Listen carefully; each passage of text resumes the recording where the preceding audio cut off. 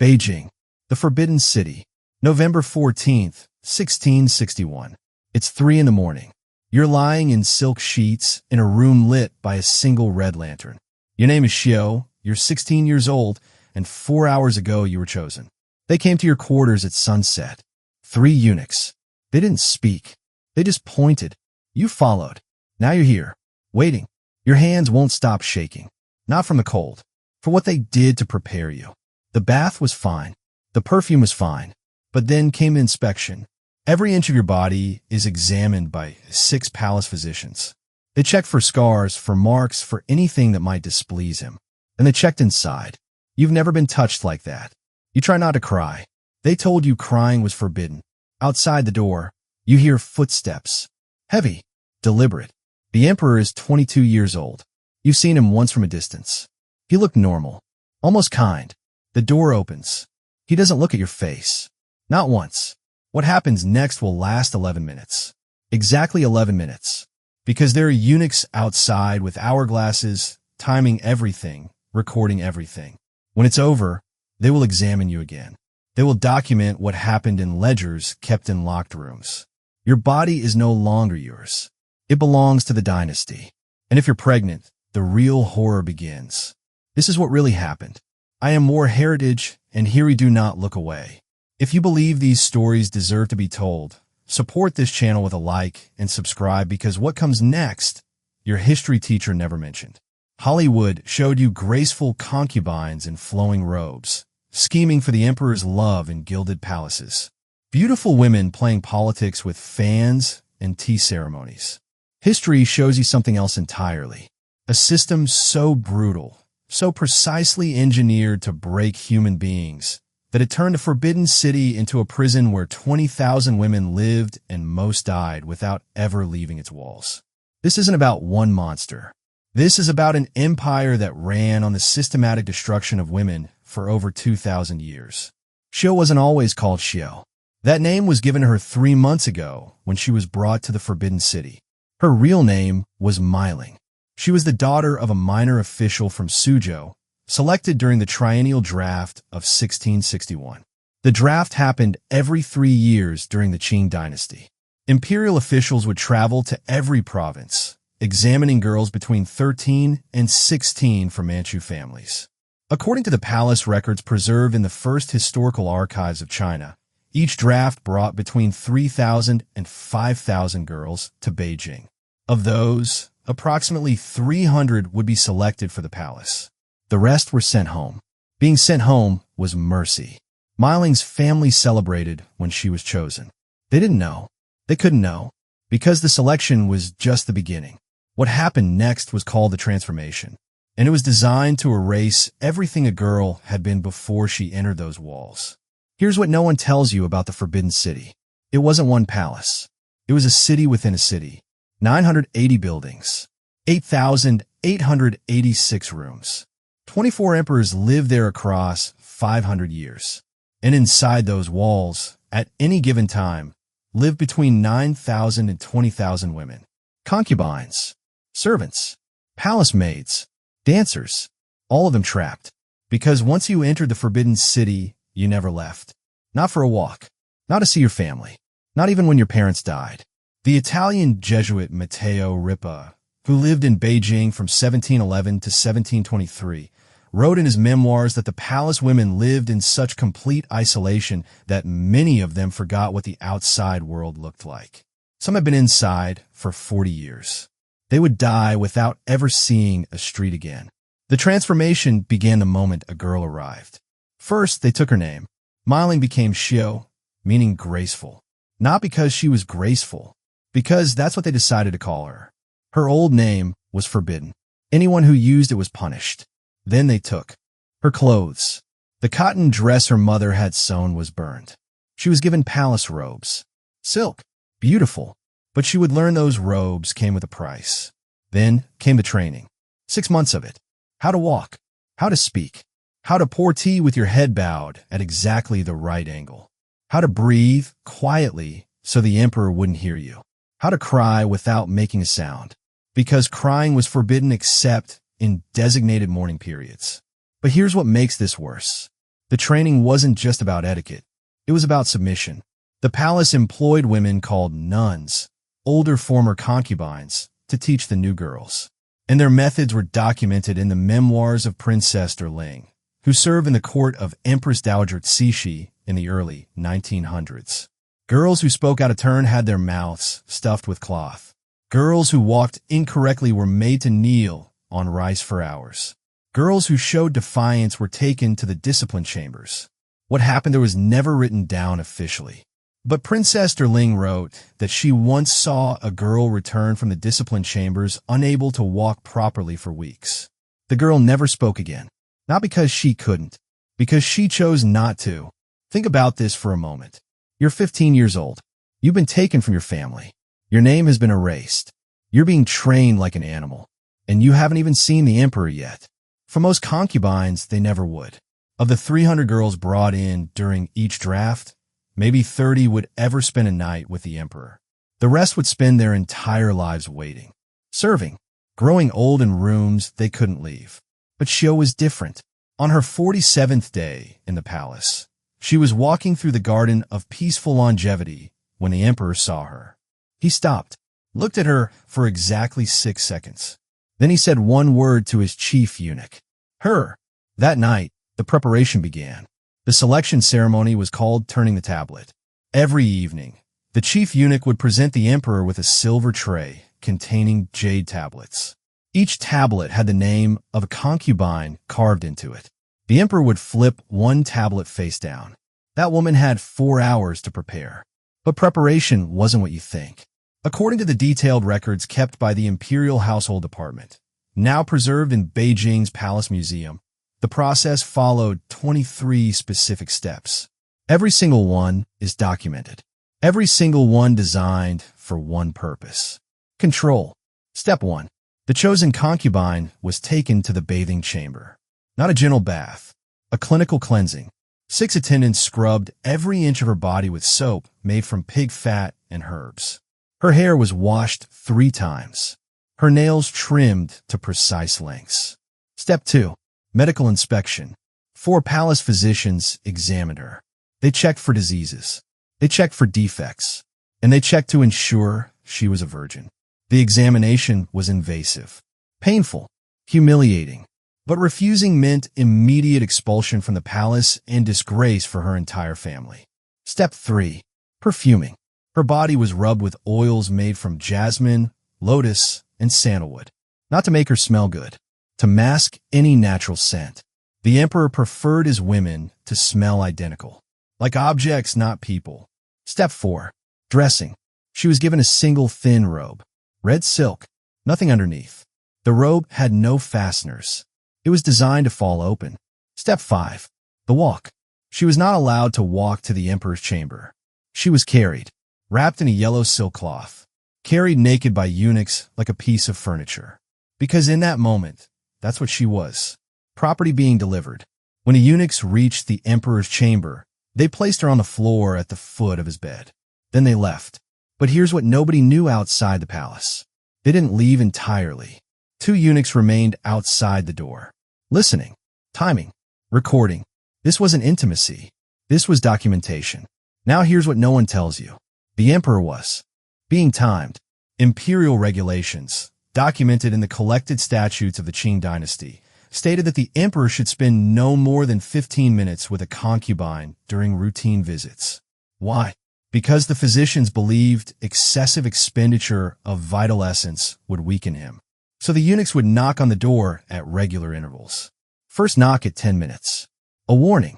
Second knock at 15 minutes. Time to finish. If the emperor didn't emerge after 20 minutes, the head eunuch would enter and physically remove the concubine. She would be carried out the same way she came in, wrapped in cloth, unable to walk, unable to speak. And here's the truly horrifying part. Within an hour, she would be inspected again. The physicians had to confirm what happened. They had to document evidence of consummation. They had to verify that the imperial seed had been properly delivered. The inspection was recorded in ledgers. Date, time, concubine's name, outcome. Xiao's first night with the emperor lasted exactly 11 minutes.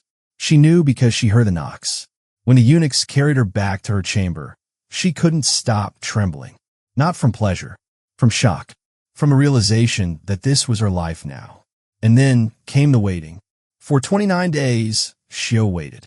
Every morning, she woke up nauseous. Was it fear, or was it something else? On the 30th day, the palace physicians came. They examined her. They took notes. Then they left without a word. 3 days later, the confirmation came. Xiao was pregnant. She was 16 years old. She had been in the palace for 93 days. And her life had just become infinitely more valuable and infinitely more dangerous. Because here's the thing nobody tells you about being an imperial concubine. Catching the emperor's eye was bad. Getting pregnant was worse. Pause and consider what that means. In every other society, pregnancy by a king meant elevation, protection, power. In imperial China, it meant you just painted a target on your back. Because the Forbidden City ran on one rule above all others. Only one woman could give birth to the next emperor. And every other pregnant concubine was a threat. The moment Xiao's pregnancy was confirmed, she was moved to a special chamber. The Hall of Nurturing Progeny. Beautiful name. It was a prison. She was not allowed visitors. Not allowed to leave her room except for approved exercise in an enclosed courtyard. Not allowed to eat food that hadn't been tested by physicians. And she was watching. Every hour of every day. By eunuchs. By physicians. By spies working for the empress and the senior consorts. According to the memoirs of Empress Dowager Cixi Lady-in-Waiting, Yu Derling, at least 40% of confirmed pregnancies in the palace ended in mysterious miscarriages. Not natural, mysterious. Food poisoning that only affected the pregnant concubine. Falls that happened when no one was watching. Sudden illnesses that physicians couldn't explain. The palace physicians kept records of every pregnancy. Those records, now housed in Beijing's first historical archives, show that between 1644 and 1911, there were approximately 800 confirmed pregnancies among palace concubines. Of those, 324 ended in miscarriage, 189 resulted in stillbirths, and 287 produced living children. But here's the number that tells you everything. Only 61 of those children survived past age 5. The system had a name. Palace justice. It wasn't chaos. It wasn't jealous women acting on emotion. This was organized, systematic, approved, because the stability of the dynasty depended on limiting heirs. Too many princes meant civil war. Too many potential emperors meant instability. So the Empress Dowager, the head consort, and the emperor's mother formed what historians call the Inner Court Tribunal. They decided which pregnancies would be allowed to continue, which babies would be allowed to live, and which would quietly disappear. Xiao gave birth on August 3rd, 1662. A boy. For 6 hours, she held him. She counted his fingers. She kissed his tiny face. She named him in her heart because she wasn't allowed to name him officially. Only the emperor could do that. Then they took him. The wet nurses came. They took her son to the nursery, where he would be raised by strangers. Xiao would be allowed to see him once a week. For 15 minutes. Under supervision. That was the rule. Even mothers were not allowed to mother. But Xiao's son was lucky. The emperor officially recognized him. Give him a name. Yuanchang. He would be raised as a prince. Xiao's life should have improved. She had given the emperor a son. She had fulfilled her purpose. Instead, everything got worse. Because here's what they don't tell you about successful concubines. You become a target forever. Within 3 months of giving birth, Xiao fell ill. Sudden. Severe. The palace physicians diagnosed food poisoning. She survived. Barely. 2 months later, she fell again. This time down a flight of stairs she'd walked 100 times before. Broken ribs. Shattered wrist. The official report said she'd been dizzy from medicinal herbs. A year later, her son Yuanchang died. He was 14 months old. The cause of death. Fever. Sudden. Unexplained. The same fever that had killed 11 other imperial children that year. The palace records don't say Xiao was murdered. They don't say her son was murdered. Because officially, murder didn't happen in the Forbidden City. There were only accidents, illnesses, and unfortunate coincidences. But the patterns tell a different story. When historians cross-reference the palace records with personal letters smuggled out by eunuchs, sold to foreign collectors, now housed in archives from Paris to London, the patterns become undeniable. Concubines who gave birth to sons had a mortality rate 6 times higher than those who didn't. Children born to lower-ranked concubines had a survival rate of less than 20%. And every single one of these deaths happened in ways that couldn't be traced. Poison that mimicked illness. Suffocation that looked like sudden infant death. Accidents that happened when the only witnesses were loyal to someone else. But here's what makes this even darker. The system was self-sustaining. The concubines themselves became the executioners. Because the palace had a hierarchy. At the top, the empress. Below her, the imperial noble consorts. Then noble consorts. Then consorts. Then concubines. Then promised concubines. Then noble ladies. Then first attendants. Every rank had specific privileges. Better rooms. Better food. More servants. And the only way to move up was to eliminate those above you or their children. So mothers hired poisoners from their own allowances. Senior consorts recruited spies among the eunuchs. Empresses ordered deaths through nodded gestures and silent approvals. No direct orders. No evidence. Just understood intentions. Xiao survived for 8 more years. She never had another child. She never saw the emperor again after that first night. On April 2nd, 1670, at the age of 24, she died in her sleep. The official cause was heart failure. She was buried in an unmarked grave in the palace cemetery with 30 other concubines who died that year. No funeral, no ceremony. No one mourned her, because mourning was only permitted for those of rank. Xiao had given birth to a prince, but she'd never been promoted beyond concubine. In death, she was a number in a ledger. Entry 847. Female, age 24. Died April 2nd, 1670. Cause natural. Think about that. A 24-year-old woman, dead from natural causes, in a palace with unlimited access to the best physicians in China. Does that sound natural to you? But Xiao's story was not unusual. It was standard. Let me tell you about 2 others who weren't so fortunate. In 1722, during the reign of the Kangxi Emperor, a concubine named Consort Liang gave birth to twin boys. Twins were considered a divine blessing. She was elevated immediately to noble consort, given a private courtyard, 40 servants. Her sons were officially recognized as princes. 6 months later, both boys died on the same night. Different rooms, different wet nurses. Same cause. Stopped breathing. Consort Liang went mad. She screamed accusations in the throne room. She named names. She demanded justice. The emperor ordered an investigation. It lasted 3 days. The conclusion was that the deaths were tragic but natural. Consort Liang was stripped of her rank for spreading false accusations and dishonoring the court. She was moved to the Cold Palace. The Cold Palace wasn't a place. It was a sentence. The forgotten section of the Forbidden City where disgraced concubines were sent to die slowly from neglect. No heat in winter. No adequate food. No medical care. No visitors. According to surviving records, 73 women were sent to the Cold Palace during the Qing dynasty. 0 ever left. Consort Liang lived there for 14 years. She died in 1736 at age 38. Her final words, recorded by a eunuch who sold his testimony to a Dutch trader, were, "They took my babies. What would you have done in her place? Stayed silent and survived? Or spoken truth and faced the Cold Palace?" Let me know in the comments. Now let me tell you about the one who fought back. Her name was Consort Zhen. She was a concubine of the Guangxu Emperor in 1900. She was 24 years old, beautiful, educated, and dangerously outspoken.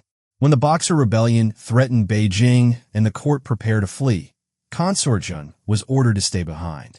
Being captured by foreign soldiers would bring dishonor. The Empress Dowager Cixi herself gave the order. Consort Zhen refused. She had no children. She had no power. But she had something else. Pride. On August 15th, 1900, as the court fled the Forbidden City, Consort Zhen was dragged to a well in the Imperial Garden. The well is still there. Tourists photograph it today. It's called Jinfei Well. The well of Concubines. It's 8 meters deep, narrow, lined with stone. On that August morning, 6 eunuchs held Concubine as she screamed. She fought. She clawed. She begged. Not for mercy. She knew there was none. She begged them to just be quick. They wrapped her in weighted silk. Then they threw her down the well. It took 4 minutes for the splashing to stop. The eunuchs stood there, listening, making sure. When the Empress Dowager returned to Beijing in 1901, she ordered the well sealed. For 9 years, Consort Zhen's body remained at the bottom. In 1910, the Guangxu Emperor died. His successor ordered the well reopened. They pulled out her body, perfectly preserved by the cold water. She was finally given a proper burial. But the Empress Dowager never faced consequences. Because this wasn't murder. This was imperial prerogative. So why do we romanticize this? Why do period dramas show graceful women in silk robes scheming for love? Why do we pretend the Forbidden City was anything other than a prison? Because the truth is uncomfortable. Because admitting that one of the greatest civilizations in history ran on the systematic brutalization of thousands of women for 2,000 years forces us to ask difficult questions. About power, about systems, about what we're willing to ignore when the architecture is beautiful and the porcelain is exquisite. The Forbidden City is a UNESCO World Heritage Site now. 16 million tourists visit every year. They walk through the same courtyards where Xiao was carried wrapped in silk. They photograph the same wells where Consortium drowned. They buy postcards of the same rooms where 287 babies were born and 226 mysteriously died. And nobody tells them. Nobody explains that every beautiful room was a cage. That every silk robe was a uniform. That every jade tablet with a concubine's name was a death sentence being postponed. Hollywood gave you romance. History gave you horror. The numbers aren't abstract. They were people. Xiao who held her son for 6 hours. Consort Liang who died still calling for her twins. Consort Zhen who fought even when she knew she'd lost. They weren't statistics. They were daughters. They had names before the palace took them. They had dreams before the system broke them. Today, the Hall of Nurturing Progeny is a museum. Tourists walk through it taking selfies. The cold palace is closed to visitors. Too dangerous, they say. Structurally unsound. But maybe it's something else. Maybe it's easier to close doors than to explain what happened behind them. The Well of Consortium has a plaque now. It tells her story in 3 languages. Tourists read it, take photos, move on to the next attraction. They don't pause to imagine what 4 minutes at the bottom of that well felt like. They don't ask how many other women ended up in unmarked graves. They don't wonder about the 324 miscarriages, the 189 stillbirths, the 226 dead children. They just see beautiful architecture and call it culture. This is war heritage. We don't sanitize history. We show you what really happened behind the silk curtains and jade screens. Xiao was 16 when she was chosen, 16 when she gave birth, 24 when she died. Her son lived 14 months. Her name survives only in a palace ledger. Entry 847. That's her legacy, a number. If you believe these women deserve to be remembered, hit subscribe and drop a comment telling me which story from Imperial China we should uncover next. Because the Forbidden City kept records of everything. Every concubine, every child, every death. And we're just getting started.